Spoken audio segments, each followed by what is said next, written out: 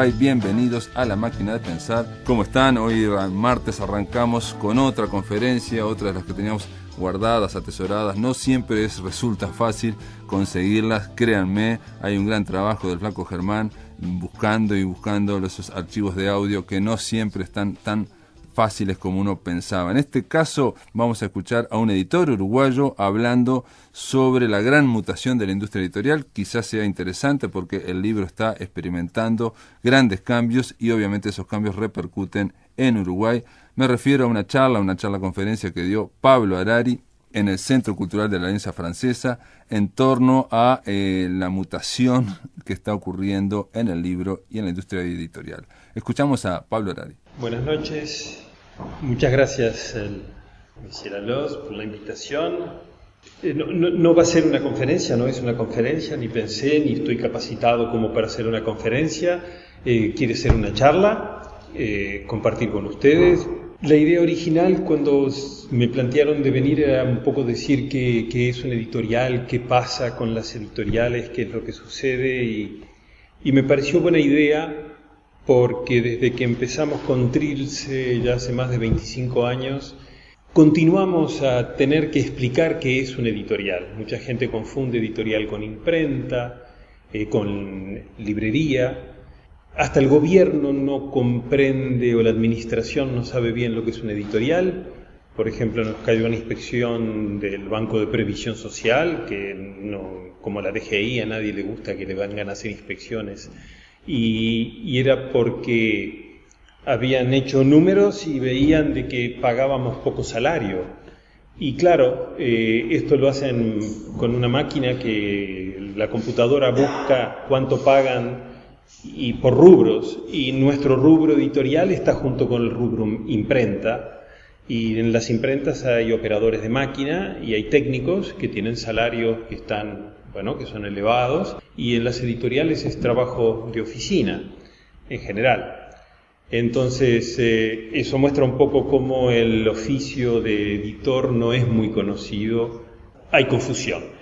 Confusión que es lógica, por otro lado, porque las editoriales surgieron a partir de las imprentas. Gutenberg fue el primer editor, quizás, o seguramente. Y mismo en nuestro país, la primera editorial era una imprenta. Y las librerías también estuvieron muy ligadas a las editoriales. Bueno, todavía no dije que es una editorial, pero un poco la historia viene por allí, de la confusión quizás. El editor tiene muchas tareas, pero en líneas generales es el que transforma un texto, porque los escritores no escriben libros, escriben textos, lo transforma en un libro. O sea, el editor transforma el texto en libro. Es el que elige lo que se va a publicar, es el que financia, arriesga lo que se va a publicar, el que lo transforma en libro en el sentido de que hay que corregirlo, hay que darle forma, hay que pensar a quién se dirige, hay que diseñarlo y luego también hay que promocionarlo, difundir la existencia, promocionarlo y tratar de que lo compren. Si bien la venta está en manos de otros sectores que son los distribuidores y los libreros, el vendedor. Entonces, todas esas tareas son las tareas del editor. En líneas generales yo lo defino como el que transforma el texto en libro. En una época lo definía como el puente entre el creador y el lector. También es una definición porque la creación, la escritura o la poesía, por ejemplo, si estamos en literatura, no se realiza, no termina de ser creación hasta que no haya alguien que la lea, hasta que no haya alguien que la goce. Entonces el editor es el que trata de que eso se dé, o sea, que lo que alguien escribió llegue a realizarse como creación al encontrar la otra punta que es el lector. Todo esto muy lindo, así en palabras, pero también significa un trabajo, y un trabajo que implica definir qué es lo que vamos a hacer. Si estamos eligiendo libros, tenemos que saber qué tipo de libros elegimos y a dónde nos dirigimos. Y la creación es enormemente diversa. De modo que hay editores que se especializan en determinadas áreas porque si no sería imposible abarcar libros de literatura, y libros de medicina, y libros de historia, y libros de texto, y todo esto, o de enseñanza de idiomas, todo esto es distinto. Es distinto y requiere técnicas distintas, y en definitiva hay oficios dentro de la edición distintos. Los textos, por ejemplo, los hacen empresas que son fuertes y tienen divisiones grandes en los textos. En medicina, que es un buen ejemplo, o libros científicos en general, no tienen ningún punto de conexión con una editorial como Trilce, que estamos más centrados en ciencias sociales, ciencias humanas y algo de literatura, y bastante de literatura infantil. Hay mucha variedad, mucha diversidad. Nosotros le llamamos la bibliodiversidad. Los editores independientes, y ahora voy a decir luego qué es y por qué editor independiente la expresión, apoyamos y defendemos la bibliodiversidad. Peleamos mucho para que la palabra bibliodiversidad fuera aceptada, no es muy usada, probablemente para muchos de ustedes sea la primera vez que la oyen, pero ya se utiliza, ya la UNESCO la utiliza, CERLALC, que es un organismo latinoamericano para el libro de UNESCO, se creó por la UNESCO, ya utiliza la palabra, y lo que queremos decir con esa palabra es que queremos de que sigan habiendo muchos libros, mucha diversidad de libros, y libros que permitan reflejar el pensamiento y la creación de muchas culturas y de muchas maneras de ver el mundo. Hay una característica propia a nuestro oficio de editor y que la define justamente el libro, porque el libro tiene un doble carácter. El libro es una mercancía, se vende, pero también es un soporte de ideas y de conocimiento y de creación artística. Entonces tiene un valor simbólico importante, al mismo tiempo que tiene un valor de mercancía, un valor mercantil. Y hay una tensión constante en esa contradicción. La tensión se da en todos los aspectos de la vida editorial. Cuando pensamos en esta reunión, uno de los títulos que creo que estaba en la invitación era la mutación de la industria editorial. Y realmente hay 3 mutaciones simultáneas en estos momentos en la industria editorial. Una que tiene que ver con esto que decía yo recién, que es esta contradicción entre arte y dinero. Creo que es Bourdieu que habla bastante de eso, pero viene de muy atrás. La contradicción se encuentra en que el libro, al ser si hablamos de literatura para facilitar la exposición, es una obra de arte que alguien crea, que es muy difícil de valorar económicamente, y que el editor la publica porque quiere ganar dinero, algunos editores, y otros porque quieren participar de la vida cultural del país en donde están o del lugar en donde están y quieren apoyar o ayudar a la difusión de la literatura. Justamente una de las excusas para esta reunión son los 100 años de Gallimard. Gallimard surge de una revista literaria, o sea, no querían hacer un editorial, no tenían un interés económico en hacer un editorial, sino de dar lugar, dar espacio a la creación de mucha gente. Y cuando yo hablaba de una mutación, de 3 aspectos o 3 mutaciones simultáneas, una tiene que ver con eso, con el desarrollo del consumismo, con el desarrollo de esta vorágine de comprar y de crear necesidad en cosas que no hay necesidad, y llega también al mundo del libro. Y en el mundo del libro eso lo que provoca es una corriente, digamos, de bestsellerización, llamamos nosotros, o sea, de edición de enorme cantidad de títulos de muy poco valor cultural o literario, no sé cómo definirlo, pero no tienen valor. Y el valor en literatura y en el arte en general es relativamente fácil de definir, a pesar de que es dificilísimo poder describirlo, pero lo que perdura es porque tiene valor. Si seguimos viendo obras de arte de Leonardo da Vinci es porque tiene valor. Pero si no leemos más a Haley, no sé si se acuerdan los que tienen mi edad, ya por los años 60 había un escritor de bestsellers estadounidense que sacaba un bestseller por año que se vendían por millones, Ruedas, Aeropuerto, Hotel, y eran, bueno, eso ya no existe más, se vendió por millones, pero no tenía calidad, no perduró. Entonces, el que logre perdurar es una manera de ver la calidad, al menos para mí, en la creación. Y cuando se entra en un momento de gran desarrollo del consumo y del desenfreno en el consumo, también hay desenfreno en la producción. Y si hoy en día entran ustedes en una librería, van a estar perdidos dentro de un mar de títulos, ¿no? Está lleno de libros, es difícil saber qué leer, y forma parte de esa mutación que se está dando en estos momentos que Bourdieu en particular trató bastante sobre eso, de cómo la bestsellerización baja el esfuerzo intelectual del creador y exige menos esfuerzo en el lector, y por lo tanto en gran medida va en contra de la calidad, y al mismo tiempo va por la homogeneización. Casi todo es parecido, se repiten las mismas fórmulas para hacer los bestsellers.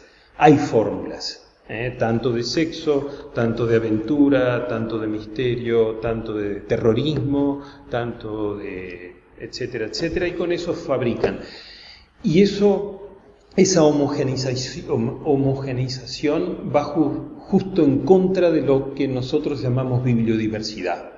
O sea, hay que proteger la diversidad de la misma manera que hay que proteger la diversidad de las expresiones culturales autóctonas en América Latina. Hay que proteger la creación, hay que proteger a los escritores, hay que permitir que los escritores tengan espacio en donde publicar sus libros. Y la situación de desarrollo económico, la etapa que estamos de desarrollo económico del capitalismo, lleva a esa superproducción y rebaja en la calidad de lo que se hace, que pensamos no es buena. Y esto tiene que ver con lo que yo decía antes, de que hay una relación entre arte y dinero, que la hubo desde el inicio. Nosotros como editores estamos todo el tiempo haciendo equilibrio, publicando libros que nos gusta y queremos editar, porque estamos convencidos de que es un aporte, no solamente en literatura, puede ser en historia, puede ser en ciencias sociales, en antropología, y que no sabemos qué resultado económico van a tener. O sabemos de antemano que lo más probable es que tengan mal resultado económico.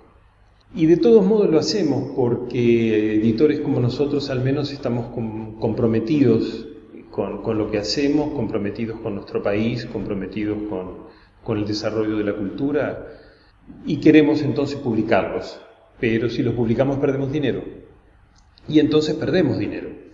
Y al mismo tiempo tenemos que buscar un libro que venda bien y que permita tapar el agujero del libro que se vendió mal.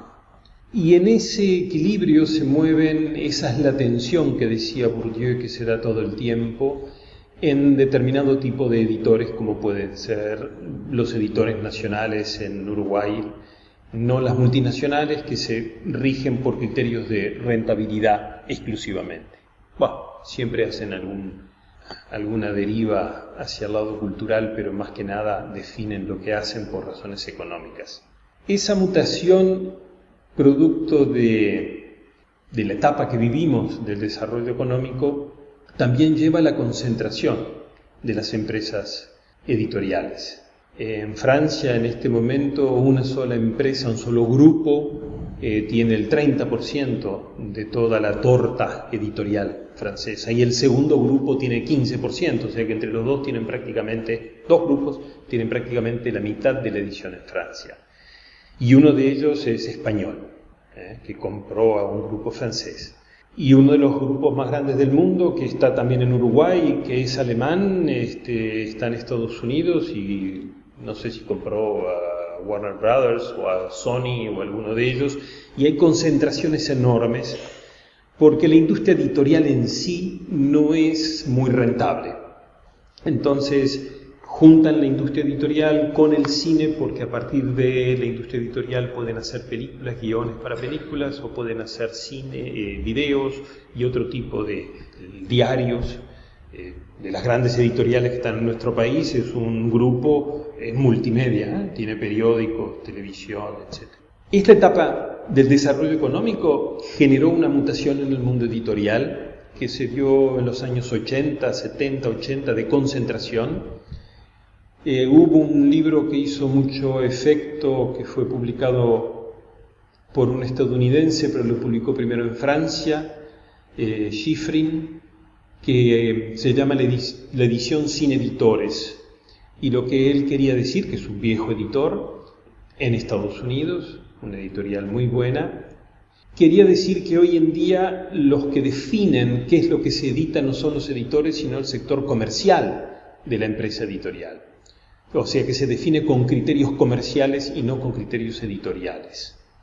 Ese libro marcó un poco, del año 2000, marcó un poco la manera de ver la edición, al menos entre grupos de editores europeos y latinoamericanos que nos movemos dentro del mundo de la edición que llamamos independiente. O sea que no formamos parte de grandes conglomerados, que seguimos viviendo en esa tensión que decía Bourdieu entre ganar y perder, ganar y perder, y perder y ganar, y muchas veces solo perder, o sobrevivir, que en definitiva es el objetivo. Después de la pausa continuamos escuchando a Pablo Harari hablando sobre el libro en la industria editorial nacional. En el aire de Radio Uruguay, La Máquina de Pensar.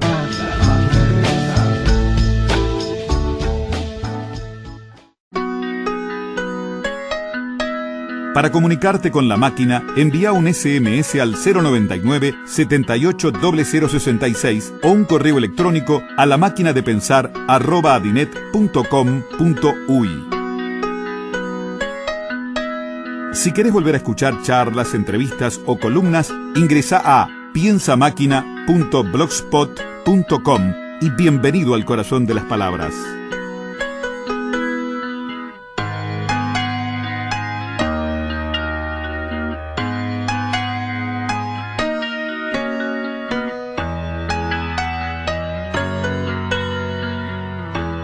Vamos a oír, la segunda parte de la conferencia que diera Pablo Harari en el Centro Cultural de la Alianza Francesa. Una de las mutaciones que se da es la tecnológica, que se está hablando mucho del libro digital y todo eso que seguramente escuchan, que está afectando, no realmente en la industria editorial todavía, pero en algunos sectores de la industria editorial. Y hay grandes intereses económicos detrás, grandes intereses económicos, no necesariamente que favorecen a la edición de libros ni a la lectura, sino que favorecen la venta de aparatitos, de electrodomésticos que sirven para leer o para navegar. El interés que hay es en vender esos aparatitos, no en vender literatura ni en lograr que los escritores tengan espacios mejores para editar. Esos cambios que hay en la edición, para nosotros, algunos que tenemos una determinada concepción, que yo les decía que es valorar más el contenido cultural que tiene el soporte, más que el aspecto comercial, sin descuidarlo porque tenemos que sobrevivir. Esos cambios llevan a que los escritores también comiencen a hacer conciencia de que deben, en alguna medida, saber en dónde se encuentran. Justamente Vargas Llosa últimamente sacó un libro que plantea eso, con una mirada un poco aristocrática de la cultura, de mi punto de vista, elitista, pero que realmente marca cómo hay una deformación del consumo cultural y cómo la cultura se transforma en espectáculo y en puro entretenimiento, en desmedro de lo que es transmisión de conocimientos, sin acumulación de conocimientos. Vuelvo un poco para atrás para volver a decir las diferentes tareas que tiene el editor y quizás contarles alguna anécdota, porque si no esto se va a hacer demasiado aburrido. El editor también, y es de las cosas que más trabajo nos da, tiene que hacer saber que existe el libro que editó. Tenemos nosotros que leerlo, y siempre decimos que la lectura que hace un editor es una especie de lectura hecha por un lector universal. Es como esas llaves, esas herramientas que se dicen universales porque abren muchos tipos de tornillos. Tratamos de leer con una mirada de muchos lectores, de diferentes lectores. Cuando leemos un libro de literatura infantil, por ejemplo, también lo leemos como padres. Tratamos de leerlo como niños. Y se lo damos a niños a leer también. Por un lado, entonces, leemos, conversamos, discutimos el contenido con el autor. A veces llegamos a hacer propuestas de cambios, de modificaciones, nos damos cuenta de errores. En un libro que estamos por publicar, está en pleno verano comiendo mandarinas. Y yo digo, mandarinas, en verano es muy difícil conseguir mandarinas. Me han dicho que hay, pero en general no comemos mandarinas en pleno verano. Ese tipo de cosas el autor, él lo único que quería era poner un chiquirín escupiendo carozos. Era exactamente lo mismo, una ciruela, quedaron ciruelas finalmente y no mandarinas. Ese tipo de cosas nosotros nos metemos en los textos. Nos sentimos coautores en alguna medida, al punto que muchas veces hay conflicto entre editores. Hay muchos conocidos conflictos entre autores y editores que quedan muy, muy gráficos, en que el editor dice mi libro y el autor dice mi libro. Los dos hablamos de mi libro. Edité tal cosa, saqué tal libro, tengo tal libro, decimos los editores. Y el autor dice mi libro. ¿Por qué? Porque nosotros nos sentimos también, como pusimos fuerza, pusimos esfuerzos, muchas veces pusimos riesgos económicos, nos sentimos dueños del libro, cosa que es muy buena para el autor, porque entonces lo vamos a defender y con ganas para que tenga éxito. Y una de las cosas que nos resulta más difíciles es hacer que se sepa que existe el libro, porque nosotros lo hacemos, llegamos, discutimos, conversamos con el autor, luego le damos forma, diagramamos, elegimos un diseño para la carátula, para la tapa. Y luego tenemos el libro y tenemos que conseguir que ese libro lo acepten los libreros y que la gente lo vaya a buscar. No es tan fácil mostrar los libros. Si ustedes salen de aquí y van a una librería, van a encontrar que el 90% de los libros que ven, o más del 90%, son libros extranjeros, no son libros uruguayos. Probablemente más del 90%. Porque se importa mucho el libro, porque el librero... Parte de las razones que decía hace un rato del desarrollo económico, el librero precisa rentabilizar su comercio. Libreros como los que había antes, que compraban un libro para tenerlo en la librería, ya prácticamente no hay. Los libreros hoy en día no compran los libros en general, los tienen prestados a consignación. Si lo venden, lo pagan, si no lo venden, lo devuelven. Los editores los pagamos, la imprenta la pagamos. El escritor no, el escritor si no vende no cobra nada, es el que probablemente más esfuerzo puso y más energías puso y más deseos puso, aunque en general no les importa el dinero, lo que quieren es que su libro tenga difusión, pero nos resulta muy difícil que el libro se conozca, la existencia, que el librero lo acepte, que el librero lo muestre. Cobran para tenerlo en la vidriera. Hay que hacer un arreglo económico para estar en vidrieras, no siempre, en algunas librerías, en algunas ocasiones, pero en general hay que pelear en la librería, estar en la vidriera, perdón, no en una librería, estar en la vidriera de la librería. Esa es una tarea del editor. Venderlo en sí, hay distribuidores, nosotros tenemos que ser distribuidos y se reparte. Hay unas fórmulas ahí extrañas para poder fijar el precio del libro, pero el hecho de hacer conocer el libro es difícil. Quizás por eso se ve poca publicidad de libros, por eso no. La publicidad de libros va por otro lado, va porque es muy costosa. y en Uruguay hacemos muy pocos ejemplares, somos pocos los uruguayos que leemos, hacemos tiradas de 1000 ejemplares o de 500 ejemplares, por eso son caros también los libros, porque hay que repartir un costo entre pocas unidades, pero no hay publicidad paga, no podemos pagar publicidad. Llegar a la televisión con un libro, no hay programas de televisión que se dediquen a los libros, hay algunos pequeños que a veces comentan, al menos que sea un libro de algún tema importante.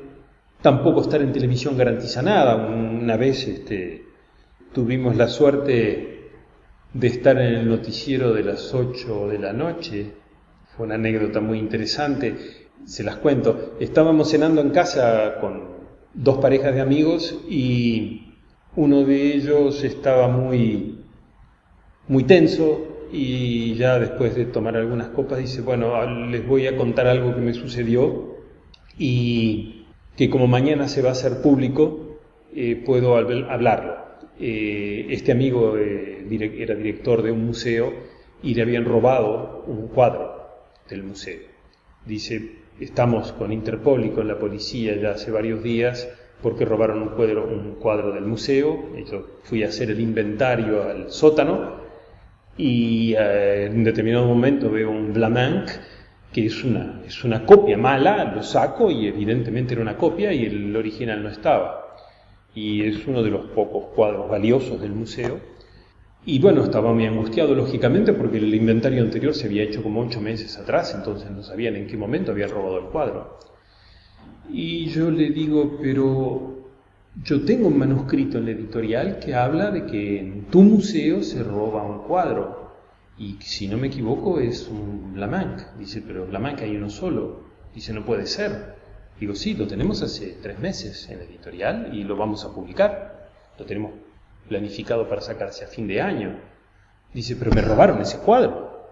Bueno, la situación se puso muy tensa. Él estaba tenso porque estaba muy angustiado. Dice, mirá, yo voy a llamar al ministro. No, perdón, al intendente.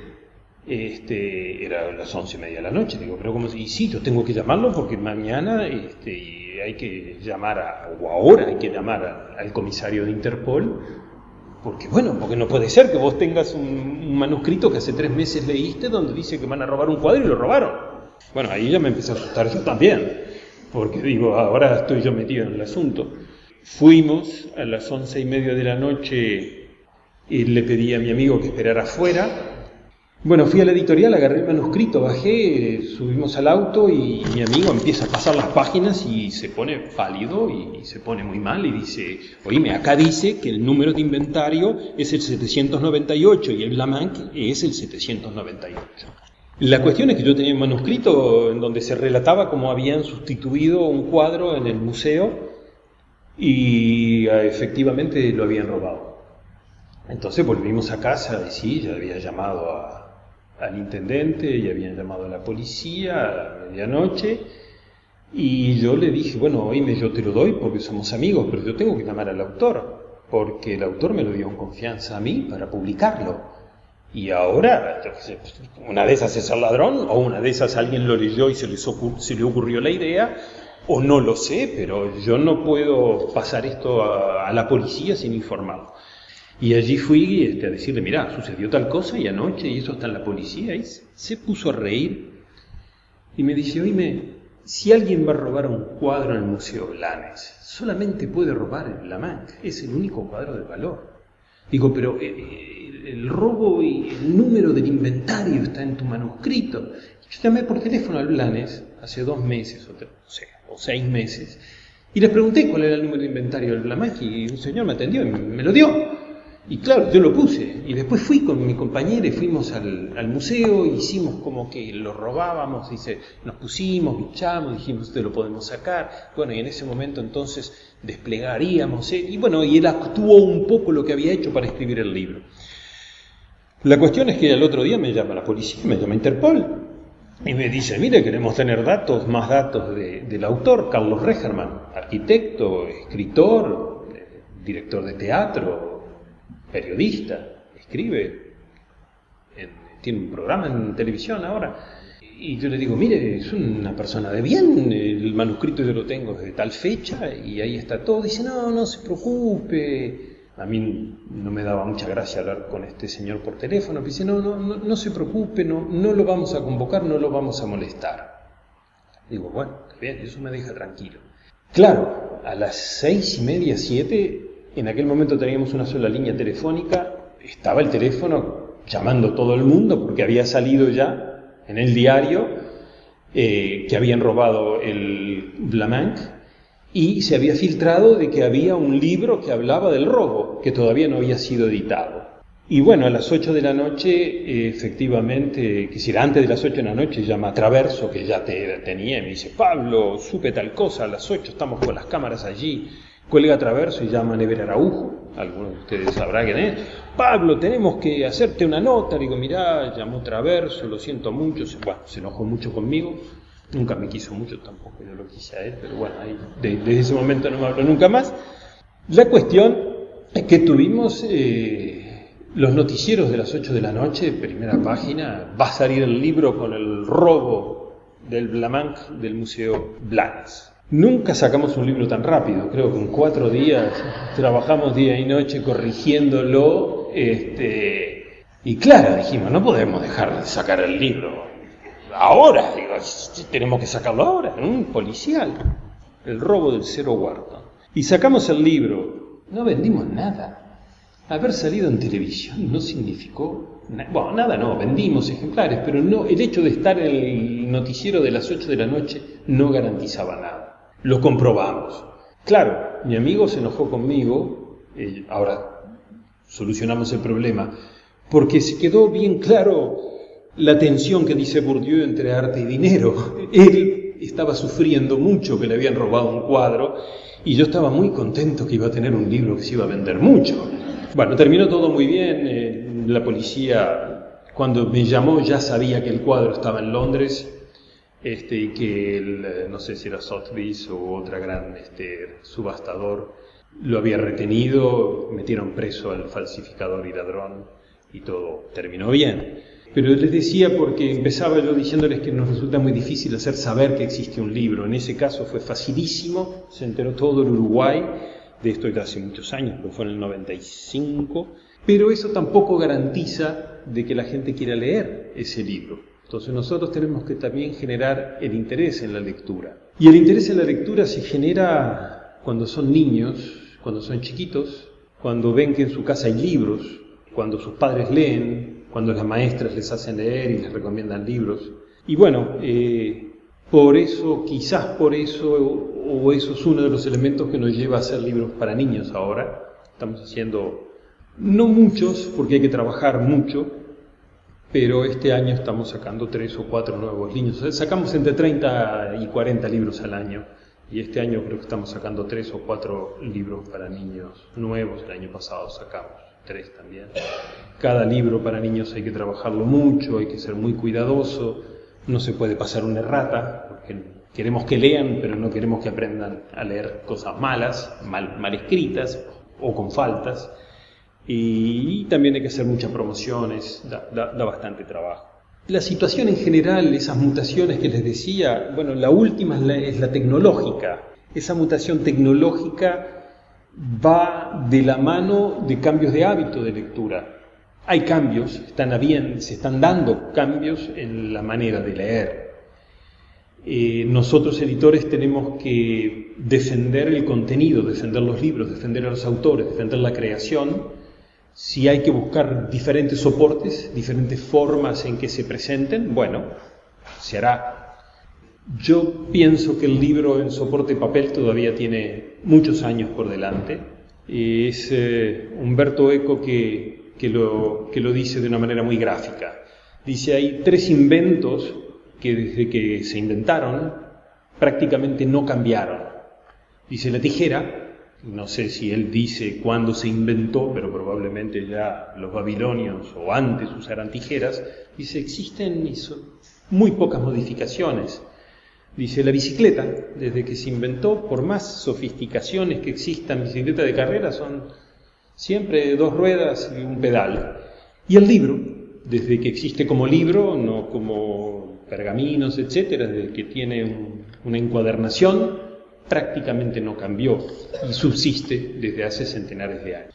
Entonces, eso indica, dice Umberto Eco, que son herramientas muy buenas, que son herramientas que perduran y que es difícil predecir, como se predice tan fácilmente, de que se termina el libro. Va a tener otras formas, pero por ahora vamos a seguir usando, creo yo y espero, libros de papel por un buen tiempo. Rápidamente, en nuestro país somos pocos los editores, son muy pocas las librerías. Siempre nos preguntan, ¿se exportan los libros? ¿Salen los libros uruguayos? No se exportan los libros uruguayos, entre otras razones porque ni siquiera llegan a Tacuarembó. O sea, deberían hacer el esfuerzo para que se exporten a Tacuarembó, o a Rivera, a Artigas. Y entonces nosotros queremos que se hagan esfuerzos que se exporten a Tacuarembó antes de llegar a Bogotá. Lamentablemente no hay librerías en el interior, prácticamente, salvo en la zona turística. Y eso es algo que hay que buscar la manera de que se desarrolle. Y bueno, y seguir haciendo de que los niños lean y que compren libros los padres y se los regalen a los niños y los abuelos también. Y lo último que sí que se me olvidaba es que publicamos un premio Nobel, antes de que fuera premio Nobel, L'Ecclésio. Lo publicamos en el año 95, fue una de las primeras traducciones, hubieron 3 traducciones del L'Ecclésio al español antes. Lo publicamos en el 95, vendimos 29 ejemplares. Cuando vino L'Ecclésio al Uruguay le dijimos que éramos sus editores, no era premio Nobel todavía. Regalamos muchísimos, eso sí, no queda ninguno ahora. Bueno, justamente cuando salió premio Nobel era una feria del libro en Montevideo, coincidió el premio Nobel con una feria del libro en Montevideo y salimos a correr a buscar en el depósito a ver si quedaba alguno de los que habíamos regalado, creo que quedaban 10 o 12. También salimos en la prensa en esa vez. L'Ecclésio premio Nobel fue publicado en Uruguay en el año 95, pero no teníamos ningún libro para vender ni para mostrar. Cuando vino L'Ecclésio antes de ser premio Nobel acá en Uruguay, tuvimos el gusto de presentarnos como sus editores uruguayos. Esto es todo, amigos. Después de la pausa vamos a escuchar un bloque de poesía, ustedes saben, en cuanto pasa por la voz.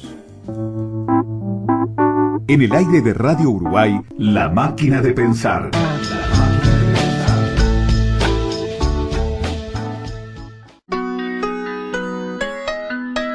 Para comunicarte con La Máquina, envía un SMS al 099 780066 o un correo electrónico a lamaquinadepensar@adinet.com.uy.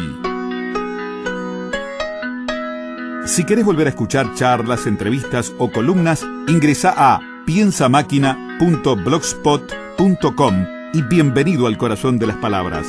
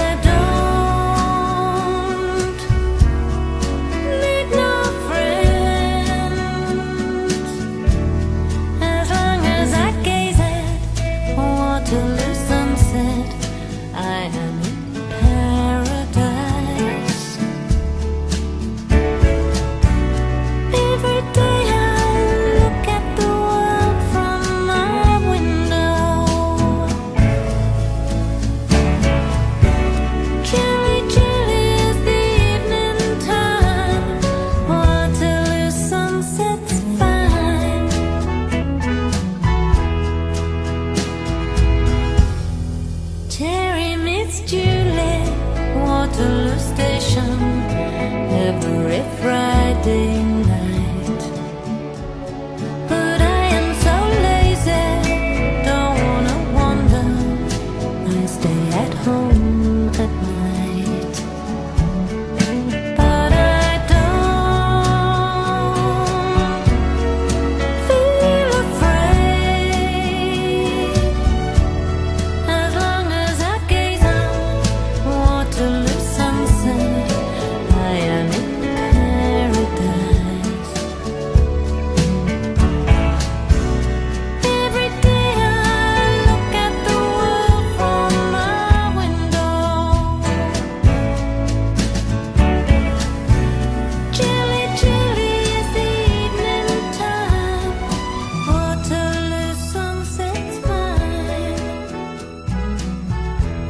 Cuando pasa por la voz es uno de los espacios que tenemos aquí en La Máquina de Pensar para que los propios narradores o poetas lean sus textos. En este caso, la invitación es para Nelson Traba y su libro de poesía Agua de los Ahogados, que fuera destacado por Juan de Marsilio como uno de los mejores libros del 2012. ¿Qué ocurre cuando el cuento y la poesía pasan por la voz? La palabra a través de la garganta y junto al corazón transforman al texto. Cuando pasa por la voz, un espacio para oír la voz de poetas y narradores. Uno de uno. La orgásmica poesía que no orgasmo, espasmo, convulsión, eyaculación, polución, culminación, éxtasis del poema. Sí de la palabra, deletreada como solo deletrea quien desembarca en la lectura, cantada como corista, modulada como locutor de FM, mariconeada como entre amigas maricas, bebida como borracho, tan rota como sucia, tan descabellada como melena, tan confundible e interpretable como un gesto a la distancia. Ponte los dedos en la garganta y oblígate al vómito, descárgate. Luego, escarba tu cabellera para encontrar, más allá del hogar de un piojo, el cuero cabelludo, y continúa escarbando, atraviésalo a través de un folículo capilar, atraviesa el hueso craneal, cerebral, óseo, capital, rompe con cuidado la membrana, navega por el líquido encefálico, mental, craneal, meningio, y rompe a dentelladas la jabonosa materia gris. Desintegra cada milímetro del cerebro, incendia por descarte el sobrante de sueños y pesadillas, el sobrante de palabras dichas al azar, ahoga en agua cualquier recuerdo hasta quedar solo con la puñalada del llanto primero. Y si así no lo logras, pulveriza los huesos temporales, parietales, pares e impares, y de los segundos, sobre todo el frontal y el occipital. Y si así no lo logras, esparce ceniza en el núcleo de la neurona y mastica con los molares hasta sentir que muerdes el incienso en las sumergidas catedrales. 12 de 1. ¿Quién no escucha? Tampoco ve, tampoco. Y nuestras vidas son los ríos, y los azules también son azules, aquí y ahora y en la necrópolis. Los que no llegaron, los que saltaron al vacío cuando la palabra se hizo carne y habitó entre nosotros. Déjame olvidar entonces, déjame soñar un sueño de agua, un azul reflejado en el agua, que cura el hormigón para que resista, para evitar la deshidratación repentina, y las pieles también se deshidratan en esta cotidianidad sin sorpresas. 13 de 1. Las generalizaciones apestan, también apesta la peste y las ratas de Camus, las prendas rasgadas y ese aroma a hierbas que regresa desde la garganta, que regresa de entre los muertos para dejar de ser aroma prensado, contenido, reducido a un recuerdo. Pero esas hierbas quemadas nos permiten ser en las pausas del agua. Si hubieras usado un anclaje químico no se habría derrumbado, no habría sido rojo como la sangre que sangra de entre dos manos la tarde de la pesadilla, y nos habríamos hablado casi sin palabras, ahora que ni Dios quiere otro hijo. Eso es de clase altas. Los pobres tienen hijos que también tienen hijos. Dios es de clase alta y tiene iglesias y pastorales con la opción preferencial por los pobres. La pastoral de los enfermos y el Cordero de Dios que quita los pecados. Dios tampoco tiene rebaño, su Cordero ya fue al matadero. Ahora tenemos avatares y la visión de los mayas anunciando cataclismos. Cenizas sobre Montevideo, cenizas sobre Montevideo. 8 de 2. Jesús, María y José, boca que besa mi boca, la divina Trinidad, el amor en toda su dimensión, amor dimensionado, exagerado, tú no, el Evangelio, la pastoral juvenil, la parroquia de Traba en las tierras de Finisterra, la contaminación industrial y el petrolero encallado contra un arrecife. Olor a humo de gasolina, no a humo de hojas quemadas. El otoño no nos olvida y vuelve a visitarnos. 2 de 3. Perdida la piel de los pies caminamos sobre llagas, cerrados los ojos nos orientamos por el rumor de las olas, la brisa en la espalda y el sol en la frente. La ardiente arena nos quitó la piel dejando solo carne al sol. Suplicamos, algunos niños aplaudieron nuestros pasos como a una comparsa triste. Ahogados por la sed, vegetamos como ángeles amamantándonos mutuamente con el sobrante de sangre. Secos, vimos volar como ceniza nuestra piel, así nos hicimos volcanes, y fue tal el fuego de nuestros cuerpos que nos amamos en el tamborileo de nuestros huesos. 2 de 5. Aquiles y Patroclo la afonía, Alejandro y Bucéfalo la zoofilia. Precisemos, equinofilia, Susana y Jazmín o cualquier señora de Positos con su perrito pequinés. Precisemos. Perrofilia, lo otro es invención o esfuerzo de los sentidos por contarnos una historia. Percepción incompleta junto al atrofiado sentido del ridículo de los performers. El cursor avanza, la letra es la que queda, el pie avanza, la huella es la que queda, el lápiz avanza, y el jugo gástrico avanza hasta hacerse vómito. La redondez de la esfera y los agujeros en el tiempo interrumpidos por una llamada. No sé si el tiempo es una invención. Los relojes sí, también los parques con travestis y las avenidas con tránsito excesivo y carpinterías. Un bromista eyectado, eyaculando en Haití después del terremoto. Los cuerpos de paz, los cuerpos en paz, los cuerpos después de la batalla.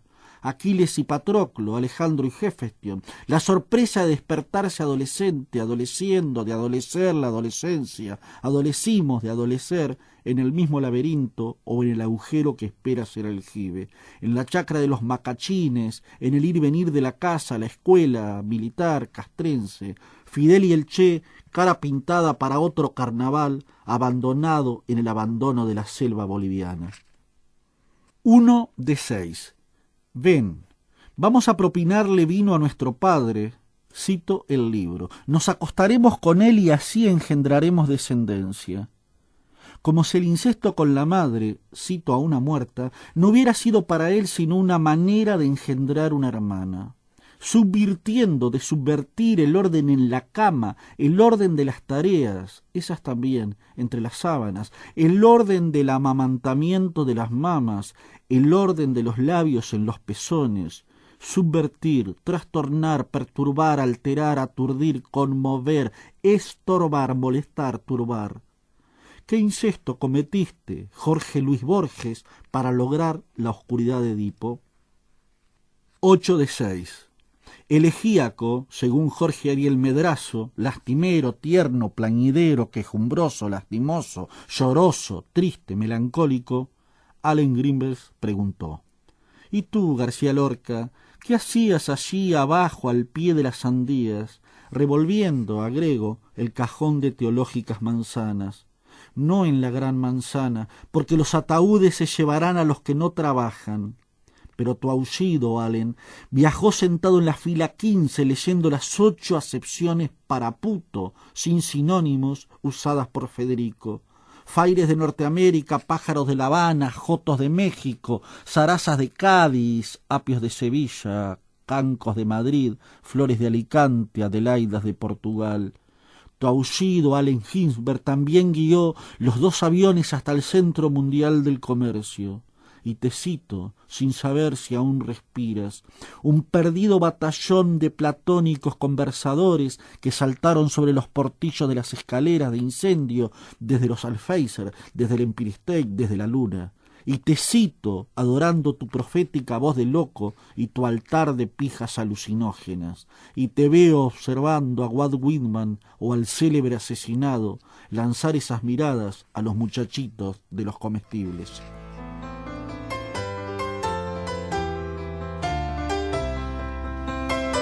Esto es todo, amigos, se termina la máquina de pensar. Mañana habrá más máquina de pensar aquí por Radio Uruguay. Que lo pasen bien. Hasta mañana.